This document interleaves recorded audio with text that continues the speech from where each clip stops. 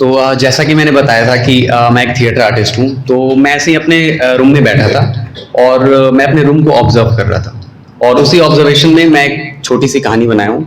इसका शीर्षक है मुझे नहीं पता।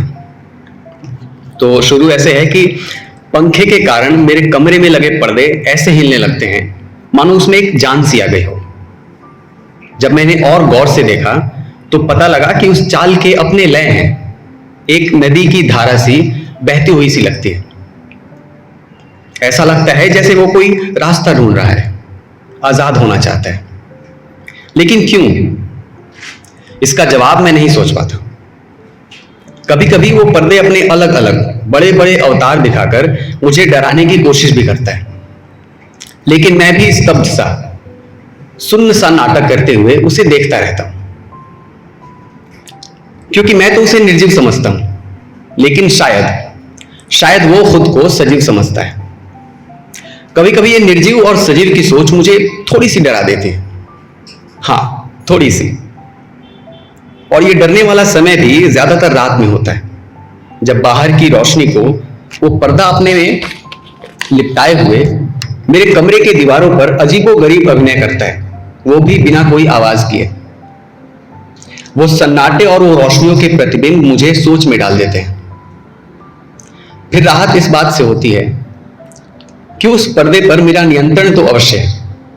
मैं जब चाहे उसे सजीव बना सकता हूं और जब चाहे निर्जीव। शायद मेरे इसी नियंत्रण से वो दुखी होता है, और हां, शायद इसीलिए वो आजाद होना चाहता है। कहीं ना कहीं ये मुझे एक पालतू जानवर सा भी लगता है। जब मैं काम से बाहर जाता हूं तो चुपचाप स्थिर रहता है, और जब वापस घर आता हूं तो उछलने लगता है। ये अनुभव भी तभी होती है जब घर में बिजली रहती है। हाँ, कभी कभी खिड़की खोल देता हूं तो भी काम चल जाती है। एक बार मैं थके हारे भूखे प्यासे बाहर से आया और अनजाने में अपना पसीना उस पर्दे में पोंछ लिया। उस पूरी रात न जाने क्यों लाइट ही नहीं आई। बीच रात उठा फिर भी नहीं। शायद मेरी उसी करामात के कारण वो गुस्सा हो गया होगा मुझसे। मैंने ऐसा खुद को समझाया और माफी मांगकर दोबारा सो गया। सुबह जब नींद खुली तो हमेशा की तरह फिर से वो मेरे सामने झूमने लगा। मुझे लगा शायद उसने मुझे माफ कर दिया, मगर खिड़की की तरफ नजर गई तो देखा कि खिड़की खुली हुई थी और बिजली अभी भी गुल।